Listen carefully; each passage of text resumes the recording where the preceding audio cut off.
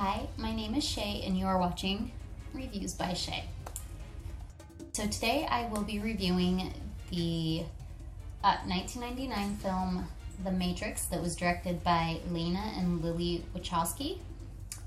So this is a 2-hour movie, so there's a lot in it, but basically we have Thomas, Neo, who works for a software company, but he's a hacker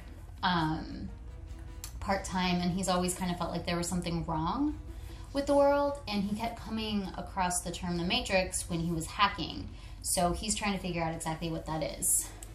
And he meets Trinity and Morpheus, who kind of help him figure it out. And, you know, of course, there's the very famous scene of the red pill or the blue pill. The red pill will tell him what the Matrix is, and the blue pill will return him to his normal life. And he chooses the red pill. And then it's just a series of him learning about what the Matrix is.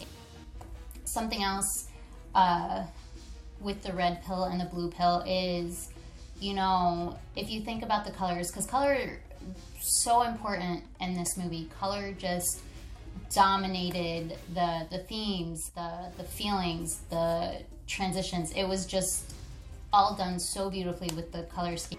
But as far as the color, like the red pill versus blue, like red is normally signified with, like, you know, burning or hot or painful, whereas blue is like the cold, the relief, and all that. So when Morpheus gives Neo the option, you know, you can get the red pill, which will give you the, you know, painful truth about what you want to know, the Matrix, or you can take the blue pill and go back to that blissful ignorance of what you think is reality. But there's also kind of like that, you know, red is symbolic with evil. You know, usually when you see like the devil's horns or whatever, they're red, and then halos kind of have a blue tint to it, so there's that good versus evil. And something else that I thought was interesting is that when he takes the red pill, you hear thunder, which is kind of like foreshadowing the danger that is to come.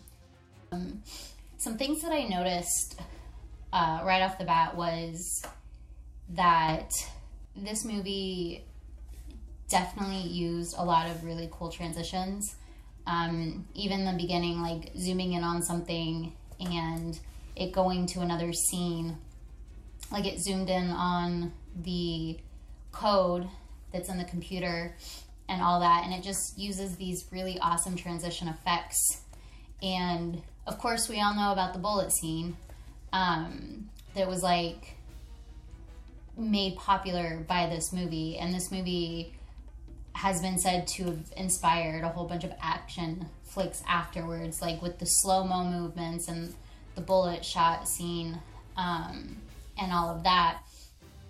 So stuff like the freeze frame and the rotations of the camera was really groundbreaking, especially in the 90s, you know, for that time. And also in the 90s, you know, back when computers were kind of starting to be really popular, there was that the green color for like the computer stuff, the computer codes, and they really like use this in the movie to show that everything that has that green tint to it is what's happening in the Matrix.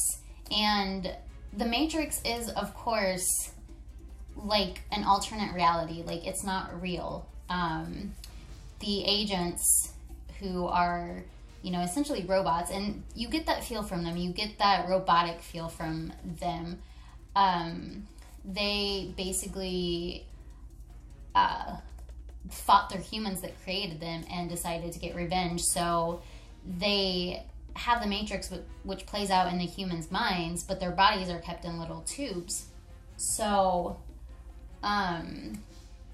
these agents are you know, using the energy from these humans' minds to live. So everything that happens in the Matrix isn't real. It's just, it's a fake world. But then when you get to the parts where there's more of a cooler tone, like a blue tone, that is the real world. And that's where the Morpheus and Trinity and all those people come in, because those are the free humans, and they're trying to get into the Matrix to unplug these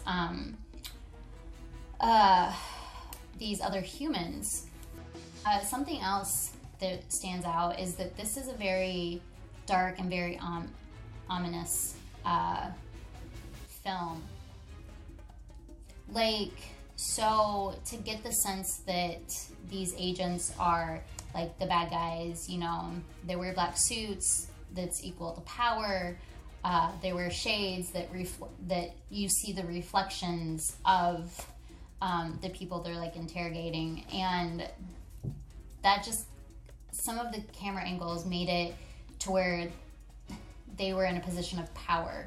And on the contrast, like in the interrogation scene, when Neo is wearing white, that's supposed to signify like the innocence and the purity of him.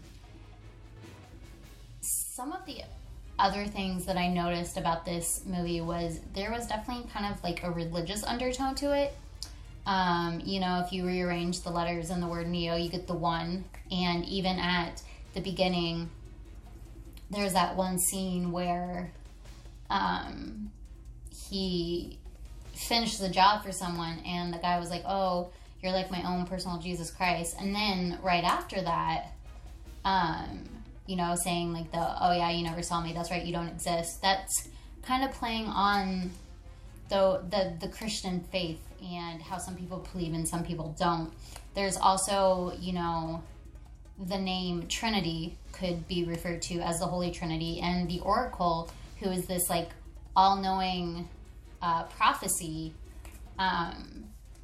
could be linked to, you know, like a god. There's so much to take away from this movie, and to see how it's inspired other movies, just with its groundbreaking techniques. It has definitely left a lasting impact on movies. That's it.